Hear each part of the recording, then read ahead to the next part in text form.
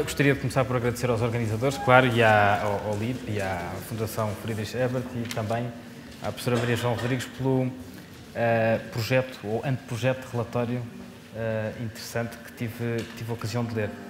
E a minha primeira reação, quando eu li este anteprojeto, se podemos assim chamar, que ainda não está disponível, foi que percebi o que nem sempre é o caso, porque não sendo eu economista, muitas vezes estas análises da crise e da situação do euro e da União Económica e Monetária são explicações arcanas e difíceis de perceber. Não é o caso com o relatório com este projeto, e que é muito claro e traça um histórico também muito acessível sobre todas as medidas que têm vindo a ser tomadas e fazendo um comentário crítico a elas. E, portanto, é sem dúvida uma leitura que recomendo uma vez que esteja disponível e pronta. Estes cenários que foram desenhados pela professora Maria João Rodrigues levaram-me a refletir sobre 3 pontos em particular. Todos eles já aflorados, mas que eu talvez refira numa perspectiva um pouco diferente. O primeiro é a questão do Tratado Orçamental, do Tratado sobre Estabilidade Orçamental. Este tratado, que já foi referido na sua dimensão económica e, enfim, nas limitações que coloca ao déficit e à dívida, tem uma outra característica que eu acho que é especialmente importante para Portugal, que tem um capítulo, hoje pouco explorado na imprensa, sobre governação económica, em que estabelece a Cimeira da Zona Euro, que é um Conselho Europeu e que deve ter lugar mais ou menos ao mesmo tempo que o Conselho Europeu, mas só com os líderes da Zona Euro. Também estabelece, enfim, que o Eurogrupo prepara essas reuniões da Cimeira da Zona Euro. E o Eurogrupo, como se sabe, hoje em dia é uma entidade um bocadinho estranha porque é estabelecido por um protocolo anexo aos tratados, mas o próprio protocolo que cria a sua existência diz que é uma entidade informal. E por isso nós nunca temos conclusões do Eurogrupo. Temos declarações do Presidente do Eurogrupo e mais raramente declarações do Eurogrupo, mas nunca há conclusões do Eurogrupo. Portanto, é uma entidade às vezes um bocadinho difícil de agarrar. E depois estabelece também que o Eurogrupo e depois a Cimeira da Zona Euro são preparados pelo Grupo de Trabalho do Eurogrupo, que é um grupo mais pequeno dentro do Comitê Económico e Financeiro do Conselho. Onde é que eu quero chegar? Este tratado estabelece toda uma hierarquia paralela ou um processo decisório paralelo que é intergovernamental e que escapa ao método comunitário, claro, e escapa ao controle normal das instituições. A Comissão está envolvida em determinada medida, há lá uma disposição que diz que os Parlamentos Nacionais e que o Parlamento Europeu também devem ser informados, não necessariamente envolvidos, e todos sabemos o que é que isso quer dizer.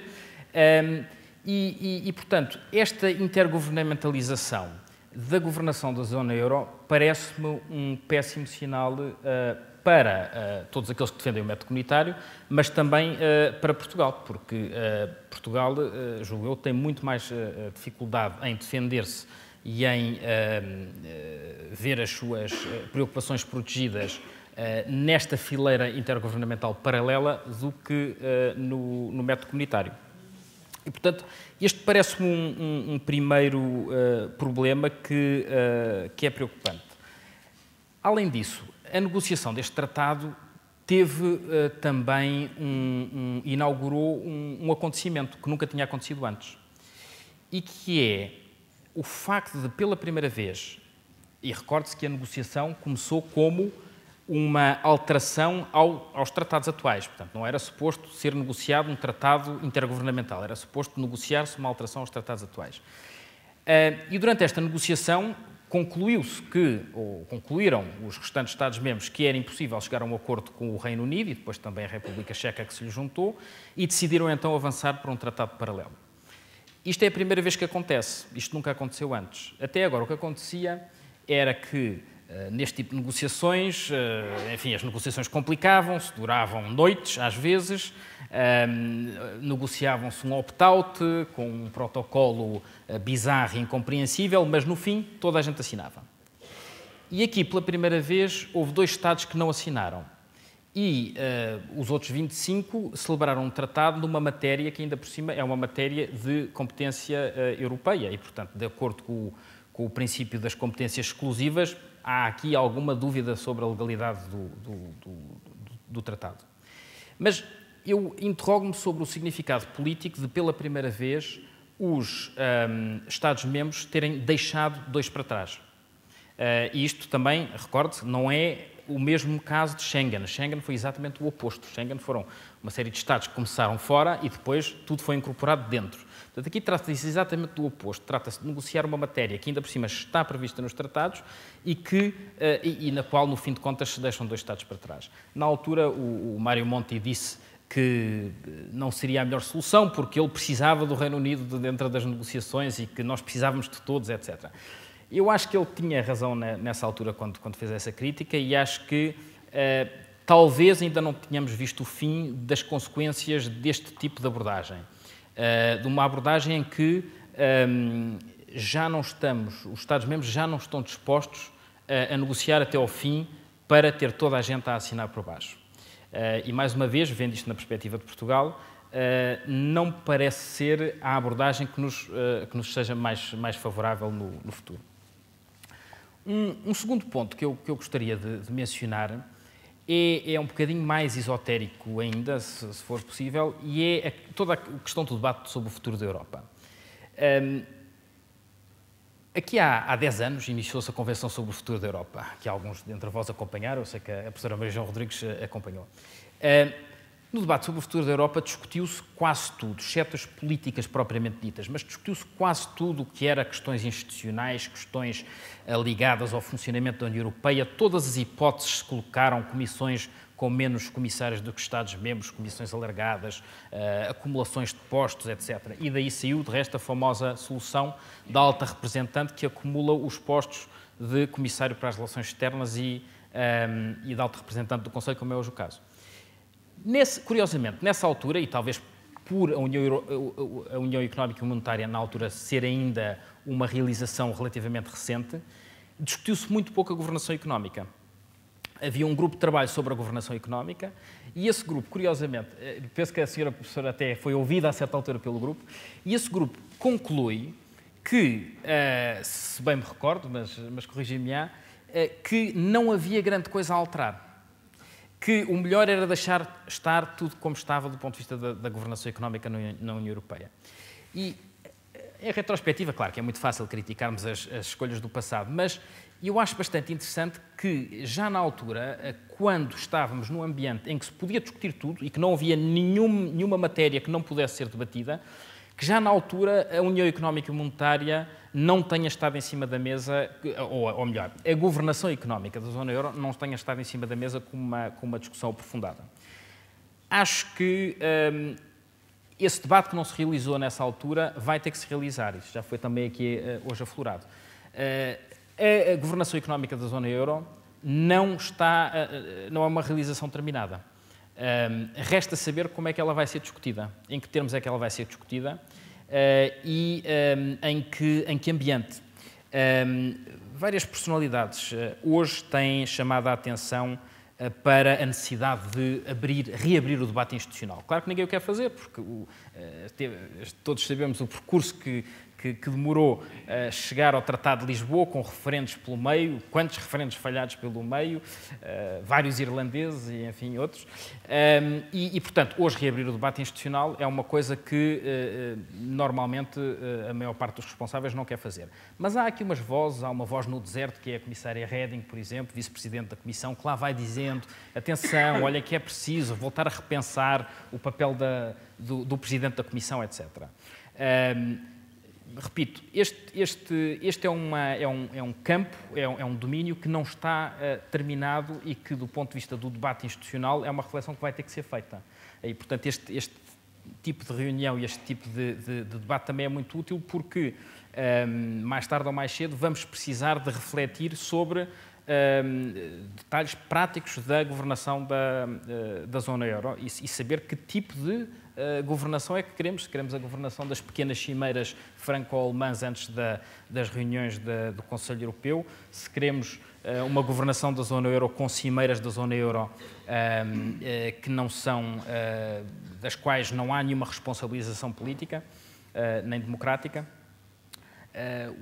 Penso que o professor Ferreira do Amaral, há alguns anos, já menciona o problema do Banco Central Europeu e da falta de legitimidade democrática do Banco Central Europeu. Ou talvez legitimidade democrática seja um termo demasiado ousado, mas pelo menos devemos aperceber-nos que o Banco Central Europeu é uma instituição que toma decisões com um impacto enorme na vida de todos nós e isso é uma espécie de fio direto entre o Banco Central Europeu e os cidadãos e a vida dos cidadãos, sem que haja aqui pelo meio um mecanismo qualquer de responsabilização democrática, ainda que indireto.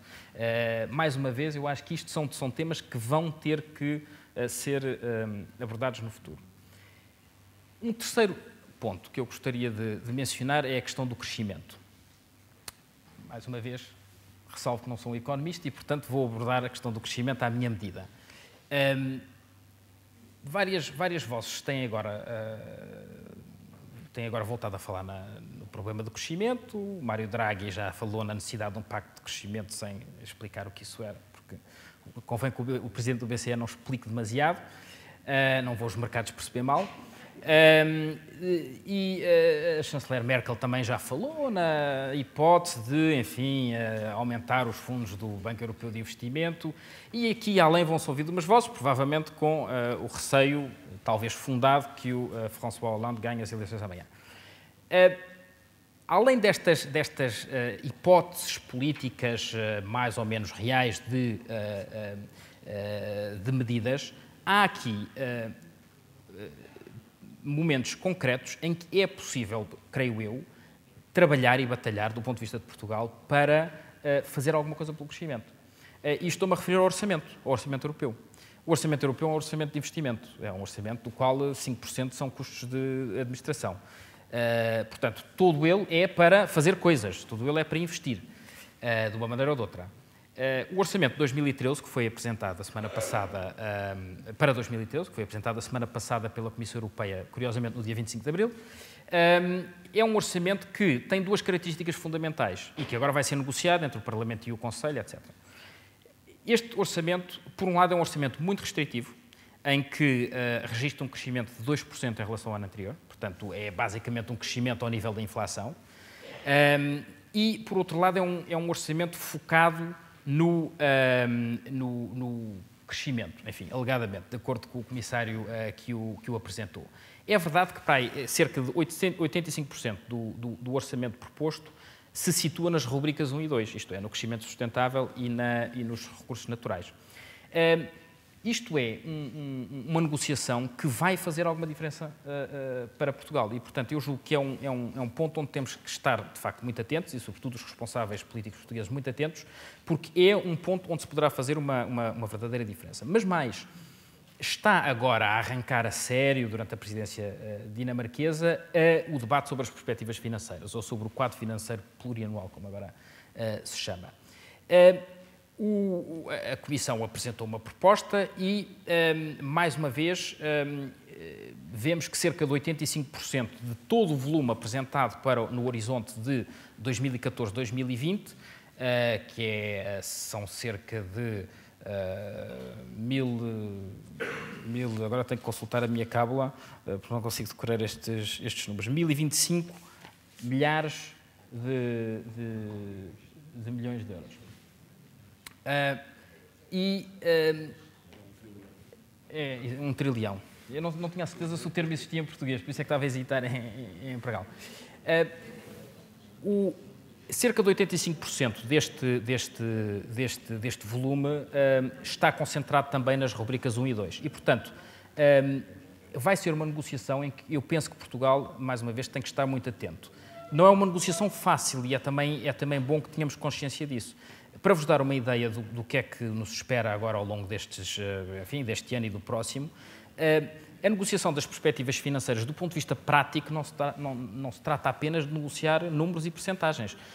Trata-se de negociar depois todos os programas setoriais que vão aplicar as perspectivas financeiras para o horizonte 2014-2020. E atos legislativos, ou análogos, são cerca de, são mais de 60 atos que vão ser negociados, muitos deles em codecisão com o Parlamento Europeu. Aqui Portugal, julgo eu, tem que estar muito atento na negociação individual destes programas financeiros para ser capaz de retirar o maior proveito para si próprio, neste horizonte 2014 e 2020.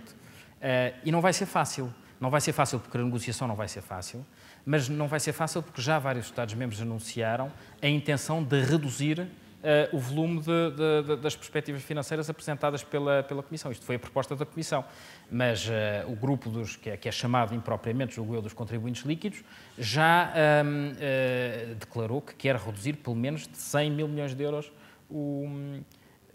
este volume e que quer diminuir o orçamento dedicado à coesão. Portanto, figura-se uma rude batalha para Portugal pela frente, mas eu acho que é uma batalha fundamental para, com certeza que não nos vai resolver todos os problemas e não nos vai fazer, talvez, não vai constituir uma solução para a crise, mas vai, pelo menos, julgo eu, dar-nos uma ajuda para o futuro. O próprio Presidente do Conselho Europeu, Herman Van Rompuy, disse ontem, estava numa conferência em Estocolmo, e disse que estava a ponderar, antes do Conselho Europeu de junho, convocar um jantar dos líderes europeus para falar sobre o crescimento. E eu arrisco-me a dizer que um jantar talvez seja impróprio, porque falar de crescimento depois de um jantar talvez já seja pouco estimulante, mas pelo menos um chá com umas sanduíches de pepino, no máximo, fosse uma boa ideia para discutir este importantíssimo tema antes do Conselho Europeu de junho. Muito obrigado.